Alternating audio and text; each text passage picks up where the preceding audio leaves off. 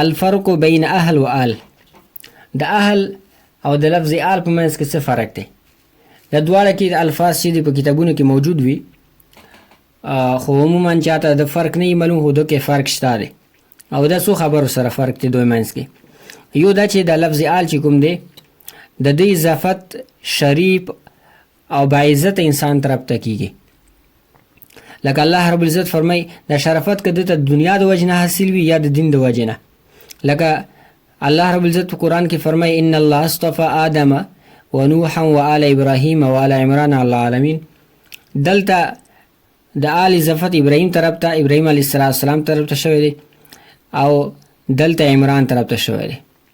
خو د دواړو شخصیاتو چې کوم شرافت حاصل و د دین د وجې نه، او یا چې د شرافت دنیوي وي لکه واغرقنا آل فرعون وانتم تنظرون.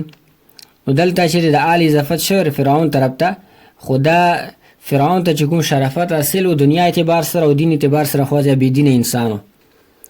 او لفظ اهل چې کوم دی د اضافت شریف خصیص، یعنی که شریف انسان وي او که بیکار انسان وي، که هر قسم انسان وي هغې طرف ته د اهل اضافت کیدل شي. خو د آل اضافت صرف شریف انسان طرف ته کیدل شي، غیر شریف طرف ته د اضافت سره دا نه کیږي. دویم فرق لفظ اهل چې دا ذوی العقول او غیر ذوی العقول دواړو طرف ته مضاف کیدل شي. لکه غیر ذوی العقول مثال اهل مصر، اهل بلد، اهل اسلام، اهل سنت والجماعه. او د ذوی العقول مثال لکه وامر اهلک بالصلاه. دلته د اهل اضافت شوی دی، لفظ کاف چې ضمیر مجرور متصل دی طرف ته شوی دی، او دا چیرې د ذوی العقول د فاره دی. نو دلته د اهل اضافت ذوی العقول طرف ته شوی دی، بخلاف ته آل اضافت صرف ذوی العقول طرف ته کیږي، غیر ذوی العقول ته چیرې لفظ آل نشي مضاف کیدلی. دریم فرق لفظ آل مذکر طرف ته مضاف کیږي، او لفظ اهل چیرې د مذکر مؤنث دواړو طرف ته مضاف کیدل شي. او څلورم فرق دا دی چې لفظ آل معرفه طرف ته مضاف کیږي، او لفظ اهل چې دا دی کې دا شرط نشته د معرفه او نکره دواړو طرف ته مضاف کیدل شي. دویمه خبره چې د آل نه مراد څوک دي، یعنی آل رسول نه مراد څوک دي. نو په دې کې ډېر اقوال دي. جابر بن عبد الله او سفیان ثوری رحمه الله علیه فرمایي چې دینه متبعین د رسول الله صلی الله علیه وسلم دي.